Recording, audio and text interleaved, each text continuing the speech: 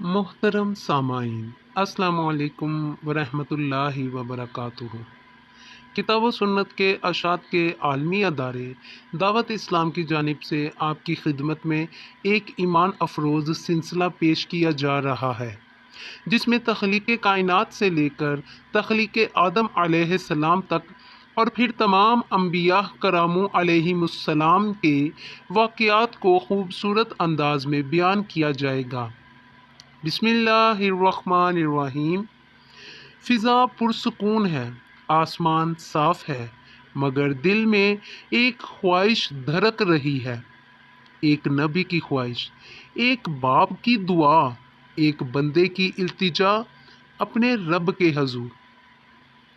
یہ داستان صرف قربانی کی نہیں، یہ ایمان، صبر اور محبت کی وہ روشنی ہے جو زمانے کے اندھیروں کو چیر کر آج بھی ہمارے دلوں میں چمکتی ہے۔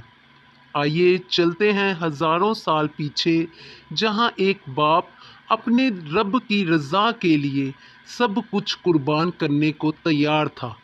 شروع کرتے ہیں اللہ تعالیٰ کے بابرکت نام سے، جو نہایت مہربان اور انتہائی رحم فرمانے والا ہے۔ آئیے اب آغاز کرتے ہیں حضرت ابراہیم علیہ السلام کا۔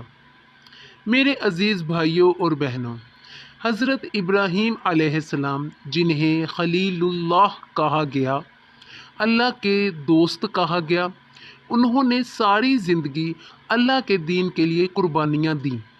قوم نے پتھر مارے، آگ میں ڈالا، مگر ایمان کی روشنی بجھ نہ سکی۔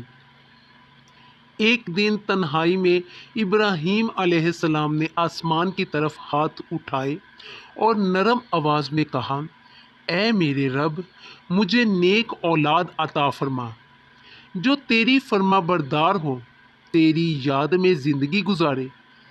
اللہ نے ان کی دعا قبول فرمائی۔ وقت گزرا اور خوشخبری ملی۔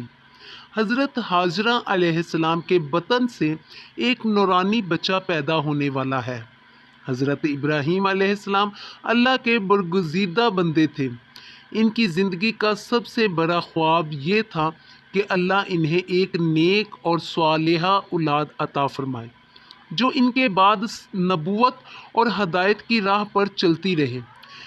چنانچہ حضرت ابراہیم علیہ السلام نے نہایت عاجزی سے دعا کی، ربنا ہب لی من الصالحین، رب ہب لی من الصالحین، اے میرے رب، مجھے نیک اولاد عطا فرما۔ اللہ تعالیٰ نے ان کی دعا قبول فرمائی اور انہیں ایک نیک اور بردبار بیٹے کی بشارت دی، حضرت اسماعیل علیہ السلام۔ جب حضرت اسماعیل علیہ السلام ابھی شیر خوار تھے، اللہ کے حکم سے حضرت ابراہیم علیہ السلام اپنی بیوی حضرت ہاجرہ اور شیر خوار بچے حضرت اسماعیل علیہ السلام کو لے کر مکہ کے بنجر وادی میں چلے گئے۔ یہ وہ مقام تھا جہاں نہ کوئی درخت تھا، نہ پانی، نہ انسان۔ اللہ کے حکم پر حضرت ابراہیم علیہ السلام نے ان دونوں کو وہیں چھوڑ دیا اور واپس جانے لگے۔ حضرت ہاجرہ نے حیرت سے پوچھا، اے ابراہیم علیہ السلام، ہمیں اس وادی میں تنہا چھوڑ کر کہاں جا رہے ہیں؟ کہاں جا رہے ہیں؟ کیا یہ اللہ کا حکم ہے؟ حضرت ابراہیم علیہ السلام نے اشارہ کیا، ہاں، یہ اللہ کا حکم ہے۔ حضرت ہاجرہ نے فرمایا، اگر یہ اللہ کا حکم ہے تو پھر وہ ہمیں ضائع نہیں کرے گا۔ یوں ایک عظیم ایمان کی بنیاد رکھی گئی۔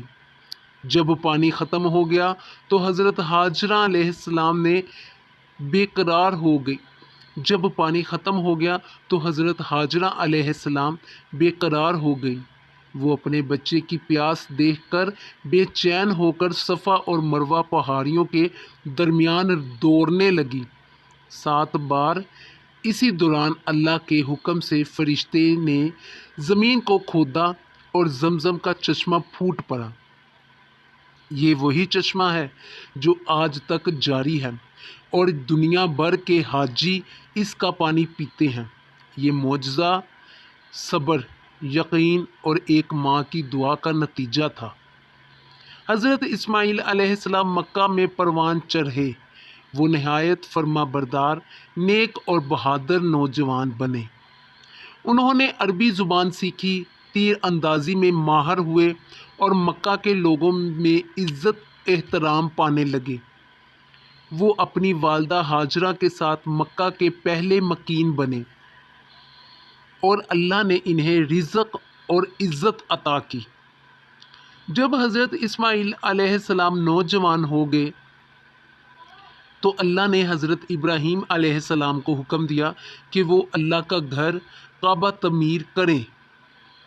باپ اور بیٹا دونوں مل کر اس مقدس گھر کی بنیادیں اٹھاتے گئے اور ساتھ ہی یہ دعا کرتے گئے، ربنا تقبل منا انک انت السمیع العلیم، اے ہمارے رب ہم سے یہ عمل قبول فرما، بے شک تو ہی سننے والا اور جاننے والا ہے۔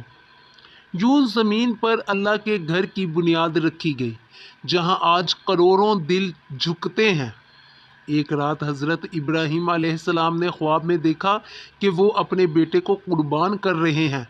چنانچہ نبیوں کے خواب وہی ہوتے ہیں۔ انہوں نے سمجھ لیا کہ یہ اللہ کا حکم ہے۔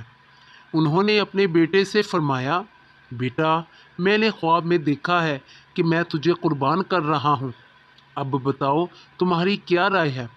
حضرت اسماعیل علیہ السلام نے جواب دیا، ابا جان جو حکم آپ کو دیا گیا ہے اسے پورا کیجیے، انشاءاللہ آپ مجھے صبر کرنے والوں میں پائیں گے۔ یہ وہ لمحہ تھا جب باپ اور بیٹا دونوں اللہ کے حکم کے آگے سر جھکا چکے تھے۔ جب حضرت ابراہیم علیہ السلام نے چھری چلائی تو اللہ تعالیٰ نے اسماعیل علیہ السلام کی جگہ ایک عظیم دمبا بھیج دیا اور فرمایا، قد صدقت رؤیا، قد صدقت رؤیا، تم نے اپنے خواب کو سچ کر دکھایا۔ یہی وہ واقعہ ہے جس کی یاد میں آج بھی عید الاضحیٰ منائی جاتی ہے۔ اللہ کی رحمت وہاں برسی جہاں انسان کا کوئی سہارا نہ تھا، اور وہ جگہ آج تک برکت کی علامت ہے۔ یہی وہ مقام ہے جہاں ایمان کی جڑ مضبوط ہوئی۔ حضرت اسماعیل علیہ السلام کی قربانی کا مقصد جان لینا نہیں بلکہ اللہ کی رضا کے لیے سب کچھ قربان کرنے کا جذبہ پیدا کرنا تھا۔ یہ واقعہ ہمیں سکھاتا ہے کہ ایمان صرف زبان سے نہیں، عمل سے ثابت ہوتا ہے۔ صبر ہر آزمائش میں کامیابی کی کنجی ہے۔ قربانی اللہ کی محبت میں سب سے بڑی عبادت ہے۔ حضرت اسماعیل علیہ السلام کی زندگی ایمان، اطاعت اور قربانی کا ایسا روشن مینار ہے جو صدیوں سے انسانیت کو روشنی دے رہا ہے۔ ان کی کہانی ہمیں یہ سبق دیتی ہے کہ جب انسان دل سے اللہ پر بھروسہ کرتا ہے تو ناممکن ممکن بن جاتا ہے۔ ان کے صبر میں ماں کی دعا، باپ کا یقین اور بندگی کی معراج جھلکتی ہے۔ یہ داستان صرف ایک نبی کی نہیں بلکہ ایمان کی میراث ہے جو ہر دل میں زندہ رہتی ہے۔ اللہ رب العزت سے دعا ہے کہ ہمیں بھی اللہ ایمان، اطاعت